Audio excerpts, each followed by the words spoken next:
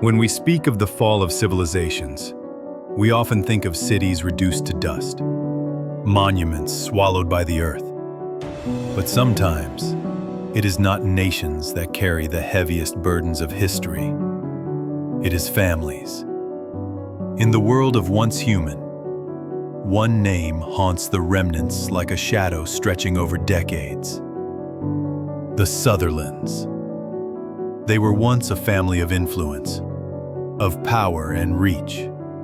Not tyrants in the traditional sense, but builders, deal makers, those who shaped trade, land, and legacy. Yet with ambition comes a price, and when the starfall rained upon the world, the Sutherlands did not simply vanish. They fractured, they decayed, and in their wake, they left us stories, fragments, whispers, torn pages scattered across the wasteland. This is not a tale of villains and heroes. It's the anatomy of a choice, and how a single deal with Rosetta burrowed through blood ties, work crews, and entire townships, until everything broke. The family's main figures, Jesse, Eli, Joan, Anne, Nelson, Kefir, Donald, ran farms, real estate, shipping, the chemical plant. For years they prospered. Then margins tightened, and their accountant saw the books turning red. In late September, Nelson planned a meeting at the orchard, the night their road split.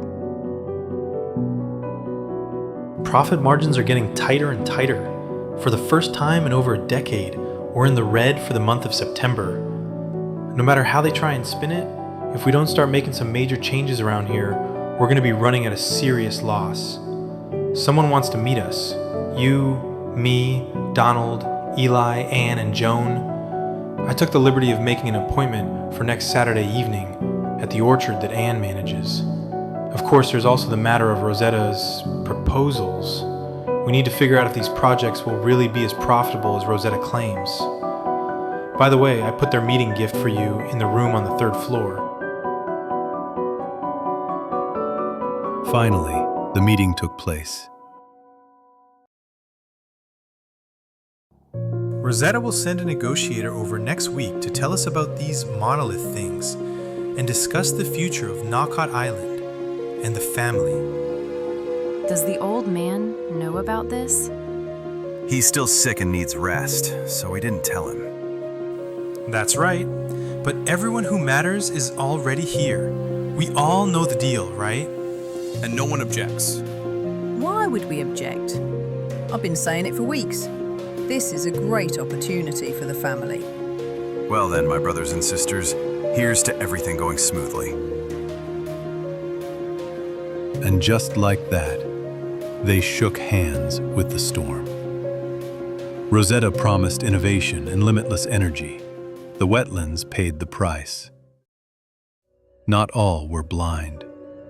Anne felt the hook sliding under the skin. In the end, I couldn't stop him. I know that now. That man has pounced on each of our individual weaknesses. Joan wanted a shipping company at her disposal. Donald wanted to consolidate his position at the chemical plant. Nelson wanted to improve his standing within the family. And Kefir, the beloved Kefir, it's widely known that he wanted money. And money is the one thing Rosetta has never been short of. They welcomed Rosetta. The black tower rose, and soon everything would fade.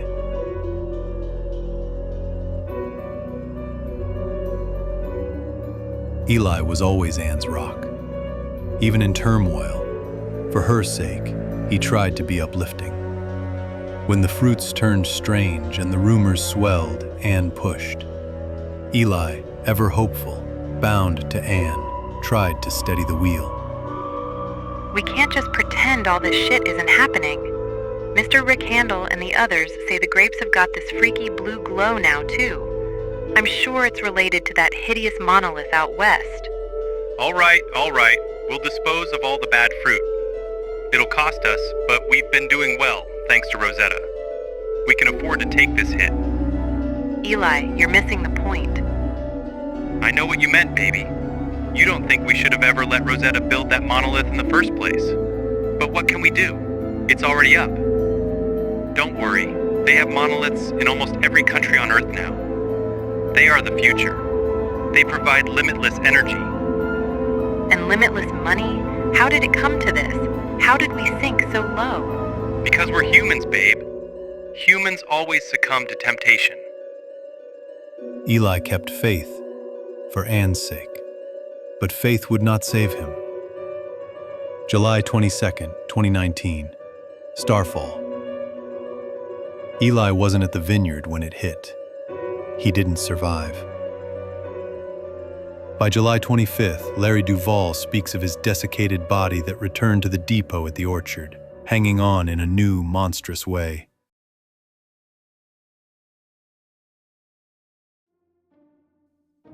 Jesse was no patriarch. Far from it. He was the youngest of the Sutherlands, yet the one whose shadow stretches farthest.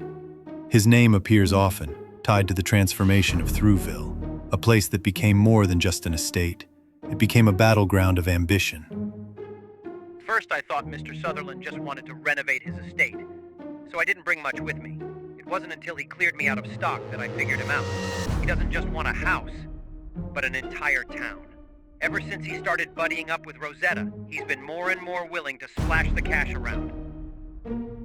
As time passed, Jesse grew more and more unstable. You've been doing a good job. Rosetta's happy with what we've been able to supply. We'll start to see some income soon enough thanks to those monoliths. Why the long face, Eli? Is something wrong? Oh, nothing. It's just, Annie was talking to me about the orchard. She says the fruit is giving off this strange glow, and the texture is off. Are we absolutely sure there's nothing wrong with those monoliths? There are rumors, you know. More and more people are starting to think that there might be some kind of a connection. So? You just let people spout that kind of bullshit? Or you actually believe it too? You want us to back out of the Rosetta contract? You want to let the whole family go broke? Is that it? You disappoint me, man. It's your job to stamp out these rumors and the people spreading them. We can't show them any weakness, you get that? The monoliths changed the land. Maybe they changed Jesse, too. Even Annette Collins, the woman closest to him, saw the spiral and begged for a way out. Hey, bro. It's me. You probably didn't expect a letter from me out of the blue like this. I expect you and Dad are still mad at me. I really regret it. That man, he has become more and more eccentric lately.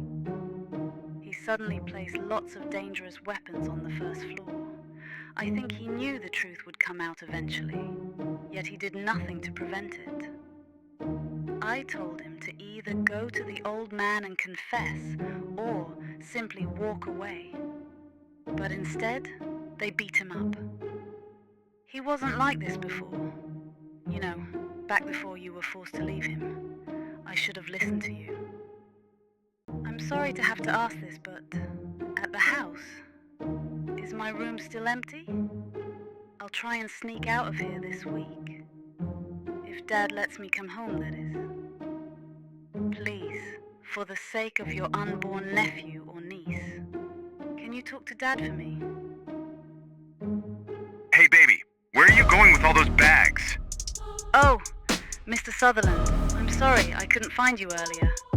I want to go back home for a visit. My dad and brother, they both. Sounds tough, whatever it is, but why are you shaking? Here, let me help you. No need, Mr. Sutherland.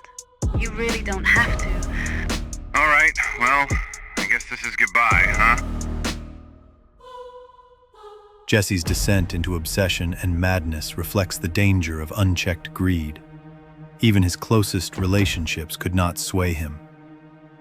By the time Starfall struck, Jesse had lost both reason and life. Rhonda Lancaster, the last one to see him alive, recalled Jesse drinking himself senseless, dead to the world. Hours later, the world obliged. While Jesse burned through fortunes, Nelson and Donald leaned into industry. The chemical plant, their machine for control, had already begun to rot.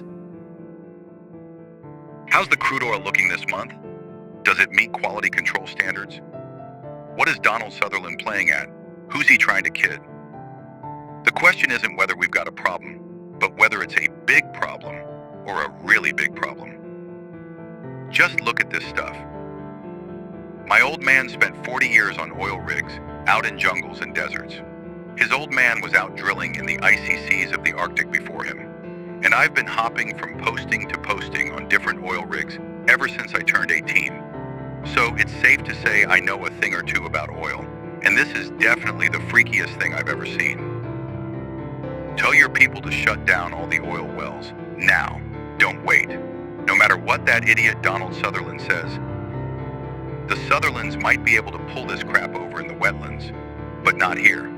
Tell everyone to stay as far away from the wells as possible. Don't even try and take samples. No one can say for sure whether or not that stuff is dangerous. I'm going to headquarters to get help. Don't do anything else until I get back. Warnings went unheeded.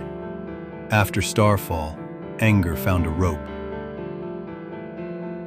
Nelson has been hanged. Luckily, the guy was already so scared out of his wits that he shut right up, didn't say a word. I won't have anyone coming after me for a while after this, right? Yep, this is all that stupid prick's fault. And Kefir, Joan, Anne, Eli. I blame them all. They caused all this by getting too friendly with Rosetta. And now the world is destroyed. Hanging is the least that they deserve. Should I go out and say a few words to everyone? They will respect me, just like before. They need my leadership now, more than ever. The workers revolted. Nelson died swinging. Donald wouldn't be far behind. If Nelson was the bookkeeper and Donald the foreman, Kefir was the enforcer. Boots on the road, hands on the shipments, and a fist when it suited him. Kefir Sutherland has such a wide range of interests. Fine art, wine, antiques, sports cars. Is there anything he doesn't indulge in? His basement must be filled with this stuff. How does he keep the damp out, I wonder? Some of those antiques look very vulnerable to dry rot. Not that it's any concern of mine, it's just I have this feeling in my gut that something's not quite right. Mr. Sutherland has always known how to enjoy life, but now it's like he's lost all self-control. He's got a strange glint in his eyes these days. Sometimes I feel like he's changed. He did, in fact, change. He was feared and greatly hated. Screw Kefir. Screw that no-good son of a bitch, Kefir Sutherland. He really doesn't care about anyone besides himself at this point. Never mind his campaign of terror out on the roads and at the docks. Now he started bullying us, too. Yesterday, Cleo sent some goods to Citrus County and the guy deducted 25%. He said that included the old man's regular fee plus a cut for that lot in uniform. So what about the money we sent over at the beginning of the month, huh? Did he use it to wipe his ass? If Miss Ann doesn't do something soon. But wait, that's not really a solution either, is it?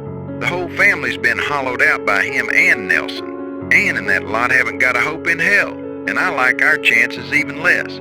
Before long, we'll all be lining up to lick the old man's boots. And so be it. And yet, even the old man knew the truth. Rosetta would have found another way in. Kefir just opened the door wider. How are you doing, Uncle? You didn't have to come here yourself. There are some things that I have to take care of. Whatever you need, I can take care of it for you. You've done enough, kid. I know the blame doesn't lie entirely with you. Even without you, Rosetta would have found some other chink in our armor and stuck her tentacles in. We were never really able to resist, but you did make things worse. So, can you forgive me? Sure. ragazzo sei stato perdonato. Forgiveness came too late to change the ending. Kefir does not survive Starfall. Joan cheered the deal. Then the ground buckled, and she saw what they'd done. Anne, you must have noticed that Jesse has been acting a little out of control lately. He's our brother, and he's been number one in the family since the old man got sick. I don't think it's a good idea to confront him alone, but what if we unite? I don't mean pick a fight, just give him some advice is all. You and I both know the family is in a pretty deep hole right now. We were blinded by greed, but now I can see it. Rosetta has forced us into a corner, and there ain't no turning back. Rumours have been spreading throughout Harbourside. Weird things have been happening too. Ever since those monoliths were put into operation, Rosetta says they are just power generators, but I don't buy it. I've already told my people to make some emergency preparations. I'm afraid things might get even worse. An environmental catastrophe. Some weird geological disaster. Who knows? Anyway, Annie, you and Eli need to hurry up and make your decision so we can make our next move. After Starfall, trapped on the mainland, Joan chose not to run. Is it time to retreat? You go ahead. You aren't coming? You saw how they fired on that crowd on the bridge. You can't get back onto the island now, even if your last name is Sutherland. I know that. I'm not staying because I want to try and sneak back onto Mola Island. So what?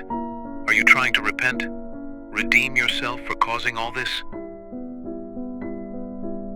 Terrible mistakes were made and there's nothing I can do to undo them. I don't want to run. I'm ready to die. Suit yourself. Remember to leave the last bullet for yourself. I know. Goodbye, John. A final choice. A final breath. Another Sutherland swallowed by the wetlands.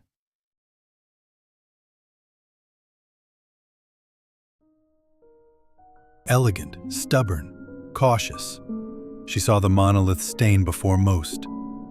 On July 22nd, the day of Starfall, she left the orchard with Eli's father. After that, silence.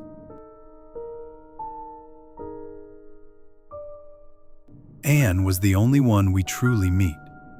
Not in life, but after. When you first encounter Anne, it is not as a living woman clinging to what remains. It is as a ghost, a presence tethered to the ruins of her past.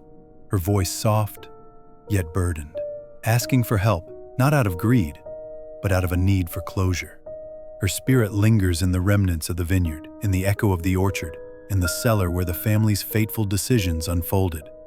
She guides you through tasks that are symbolic but deeply personal.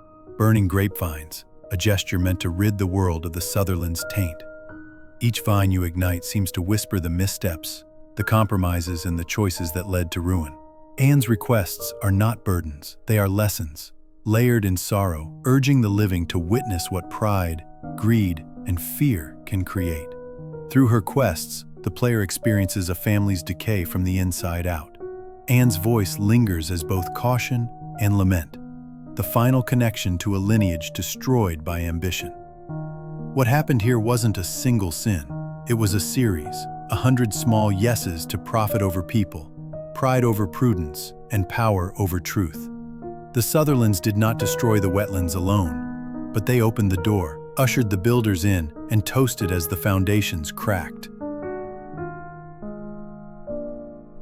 When the sky finally fell, it didn't just crush a family. It preserved their voices, angry, fearful, pleading, in the remnants you and I can still read. If you listen closely, the wetlands still speak. They tell you who the Sutherlands were. The rest, you'll see for yourself.